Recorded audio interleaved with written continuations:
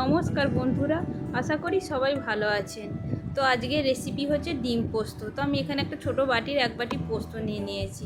তো দুটো শুকনো লঙ্কা দিয়েছি, সামান্য জল দিয়ে একটা পেস্ট বানিয়ে নেব। তো এখানে আমি 3টে ডিম নিয়ে নিয়েছি। তো বন্ধুরা পুরো ভিডিওটা দেখার অনুরোধ রইল। ডিমগুলো আমি বাটির মধ্যে নিয়ে সামান্য একটু নুন দিয়ে ফেটিয়ে নেব ডিমটা। তো রেখে দিয়ে আমি এখানে একটা কড়াই চাপিয়ে দিয়েছি, দিয়ে সামান্য সর্ষের তেল দিয়েছি, দিয়ে এবার ডিমটা দিয়ে দেবো। দিয়ে ডিমটা একটু ভালো করে ভাজা হয়ে গেলে তখন ডিমটাকে একদম ঝুড়ো ভাজার মতন আমি করে নেব।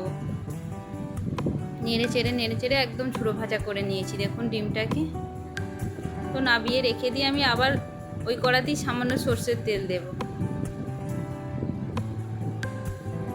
দিয়ে একটা শুকনো লঙ্কা দিয়েছি, দিয়ে আমি যে পেঁয়াজটা কুচিয়ে রেখেছিলাম ওটাকে দিয়ে দেব। দিয়ে পেঁয়াজটাকে কিছুক্ষণ ধরে নেড়ে চেড়ে ভেজে নেব। নিয়ে 1 চামচ নুন দেব। বেশ কিছুটা সময় ধরে পেঁয়াজটাকে আমি ভাজবো। এই দেখুন বেশ পেঁয়াজটা বেশ লাল লাল হয়ে ভাজা হয়ে এসেছে। এই সময় আমি একটু কাশ্মীরি মির্চা দিয়ে দেবো যাতে কালারটা ভালো হয়। দিয়ে আমি তো আগে থেকে যে শুকনো লঙ্কাটার পোস্তটা বেটে রেখেছিলাম ওটাকে দিয়ে দেব। নিয়েও বেশ কিছুটা সময় ধরে একটু নেড়ে চেড়ে নেব।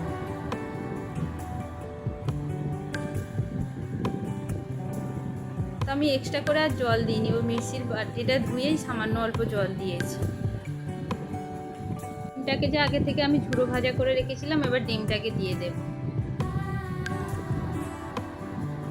দিয়ে বেশ কিছুটা সময় ধরে একদম শুকনো শুকনো করে নেব। দেখুন বন্ধুরা একদম শুকনো শুকনো হয়ে গেছে। তো এটা রুটি ভাতের সঙ্গে খেতে কিন্তু দারুণ লাগবে। একবার বাড়িতে করে দেখবেন।